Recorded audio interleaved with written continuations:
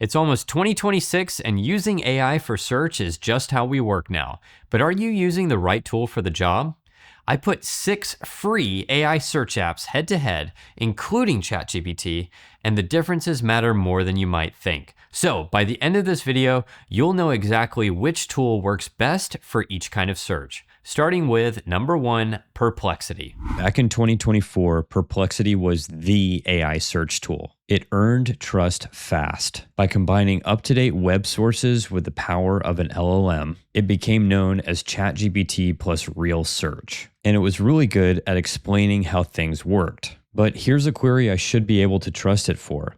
Asking it to compare the catalogs and prices for the most popular streaming apps. I've run this query multiple times against Perplexity, and most times it gives me a table of prices. Here it ignored my price comparison request, so it's even less useful than in my test cases. This time it also didn't include Peacock as a streaming service. Here's another simpler query asking about the latest iOS version and which iPhones support it. While its answer of iOS 26.2 and the iPhones that support it are technically correct, this is a whole lot tougher to read than some of its competitors. For comparison, here's Gemini 3 Flash, and here is ChatGPT 5.2. And you may have caught that this answer describes which iPhone SE generations are supported, and Perplexity just says newer SE models. And that's a big credibility hit for Perplexity. Now, I thought it might be better at shopping since it rolled out a Perplexity shopping experience. So I tried finding a printer under $150 that works with my Mac, and the ink won't dry out because I don't print that often. First, I got a little confused by the UX because it sent me into answer mode. And here it actually recommended a decent printer, but it got bad when I went to the shopping page. The problem is these first 2 printers are inkjet printers. So by definition, their ink dries out. So I don't know what Perplexity was thinking here. I also asked it for luggage suggestions under $100, but then it decided to give me suggestions over $100. Now, in fairness to Perplexity, I just tested the free version. Their pro search may yield better results. But because this is a free app list, Perplexity doesn't make the cut. Let's move on to number 2, Google Gemini. Now, Gemini should be unbeatable at search. It has Google behind it, and they have massive momentum with their Gemini 3 model especially. If any AI model owns search, this should be it. As you can see, it delivers for the simple stuff. For facts and basic explanations, it's fast and accurate. Image recognition is a real strength too. I uploaded this photo of a fridge water dispenser, and it correctly identified the brand of this refrigerator from over a decade ago. That was a huge help when trying to get this fridge serviced. It's also not too bad troubleshooting software for you. So if you wanted to get work links to always open in a work Chrome profile, Gemini tells you you can't really do that with built-in tools, but you can download a third-party app for that. But then I gave it a real-world Excel problem, how to deduplicate data in a single column while keeping the last value in the column. So for example, if I have a data set that looks like this, I want to get to this. So Gemini gives me a couple of options starting with the sort and delete trick. This works, but I don't want to have to add an additional column. Method 2's formula approach seems a lot better. Unfortunately, it assumes I have a column that I'm sorting by. Even the Power Query approach below in Method 3 didn't work. It's only when I corrected it that it found a better solution. The formula is actually quite complex, but it gets the job done. Now, deep research is a different story. After accepting Gemini's research plan, you'll get a report that goes into tremendous technical depth. This is great if you're a researcher or a highly specialized PhD, but for most people,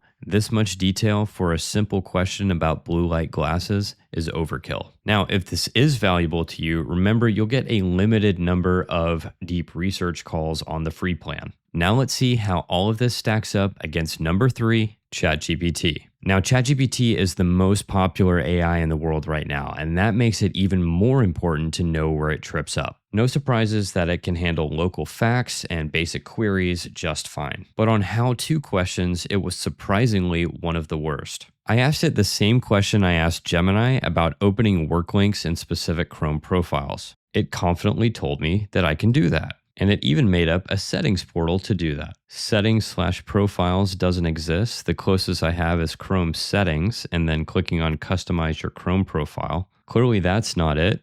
There's no profile preferences, and there's no open links with this profile setting either. It also failed the Excel dedupe test, at least at first. Now, if you pay for Plus or Pro, you can solve these deficiencies by turning on the thinking model in ChatGPT 5.2. After prompting it to consider a single column data set, it does spit out a credible looking formula. And this formula was even better than Gemini because it didn't leave a trailing 0 at the end. Now back to the free plan. When I asked it to find the brand of this refrigerator, again it hallucinated and very confidently told me it's a Frigidaire. Now, surprisingly, where ChatGPT dominates is shopping. It asks you about your requirements. It then takes that information and tries to find you the best fit product. It takes about 2 to 5 minutes in my testing, and it gives you one strong recommendation instead of a cluttered list. And if you like options, you can still do some window shopping. And all of this is available on the free plan. ChatGPT is hit or miss on up-to-date info too. Both Disney Plus and Hulu raised their base plan to $11.99 a few months ago. You can try running your prompts with web search enabled. The promise here is that it will force getting up-to-date information. This time it found the $11.99 a month update, but still found an out-of-date source for Netflix. Now, if you pay for ChatGPT and turn on the thinking model, the response quality improves significantly. And you can tell that because it considers first-party sources for all of these prices. Finally, deep research strikes the best balance between being too technical and being too surface level. You get 5 of these a month on the free plan. After you ask your research question, ChatGPT asks you a few follow-ups. And after you respond, you'll get your paper, which puts it in the same category as another app you'll want to see later in the video. So overall, ChatGPT does well at research and up-to-date info, but be careful of hallucinations on how-tos. Now, what if you want ChatGPT search to work on your own data, not just the public web? That's where today's sponsor, Zapier, comes in. Zapier is known for connecting over 8,000 apps, and with Zapier MCP, you can bring data from those apps directly into ChatGPT. Here's how you do it. Go to the link down in the description below and then create an MCP server. Choose ChatGPT as the client and then add the app you want to connect to. Next, in ChatGPT, open Connector Settings, enable Developer Mode, and create a new connector. Paste in your MCP server URL, and just like that, ChatGPT can access your Gmail. This also works with other models like Claude and Copilot too. With access to over 8,000 apps, you can connect your core business tools to AI and let it run on autopilot. You can try Zapier MCP for free using the link in the description and on screen. That leads us to number 4, Google AI mode. And the question on my mind coming into this was, how does this differ from Gemini? In its comfort zone, AI mode is strong.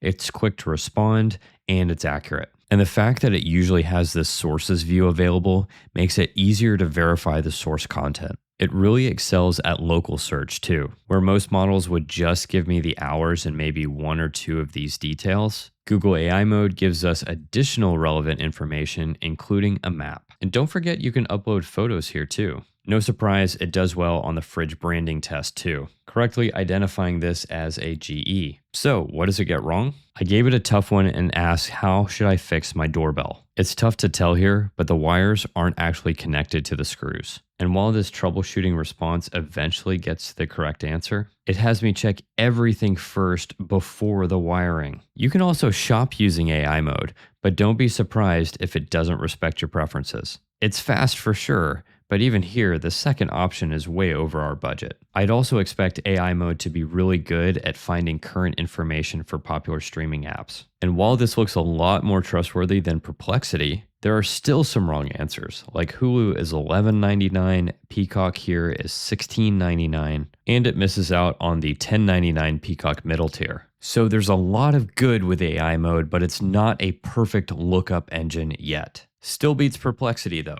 With that, on to number 5, Amazon Rufus. You might not even know that Amazon has an AI chatbot. It's a shopping-only AI, so that means we can use it for product recommendations. Let's see what Rufus has to say about printers. In a couple seconds, we actually get some strong recommendations. But be careful because some of the suggestions, like these inkjet printers, might not match your preferences. And no surprises, you can click on any product to view it in the product details page. You can also use Rufus to ask follow-up questions about the product. You'll see those questions both on the product page and inside the Rufus chatbot pane. Now, it's unclear if Amazon uses private data for Rufus that ChatGPT and others can't use, but this quick product drill down on review summaries is still a big help. Since this is a shopping only AI, let's test another product recommendation. This time we're looking for the best carry-on luggage, the highest quality carry-on luggage that I can buy for under $100. This time, Rufus found some on-sale items that rival what ChatGPT recommended, at least if you like the color purple. So consider using both Rufus and ChatGPT for your next shopping search. Our last AI search tool today is one you've probably never heard of.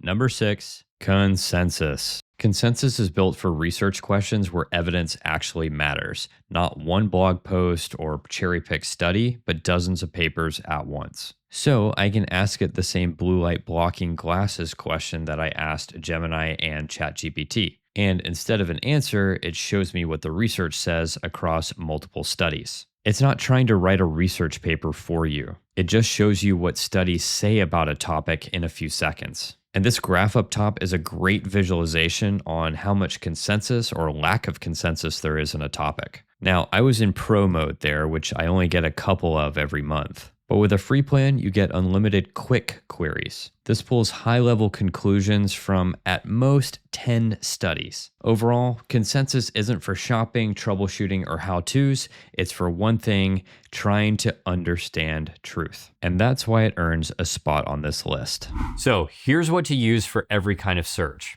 For basic facts about the universe, every model does just fine, but Google AI mode has the edge. It nailed brand recognition on that fridge and delivered much deeper local business info. For software help, I lean on Gemini speed and ChatGPT thinking as a backup. And then for adulting tasks, Gemini came in on top. And for shopping, check out ChatGPT shopping research and Amazon Rufus. And finally, for deep research, use Gemini if you need a technical deep dive, ChatGPT deep research for a broader overview, and consensus if you want something fast that's still grounded in research. What do you think? Agree or disagree? Let me know in the comments below, and I'll see you in the next video.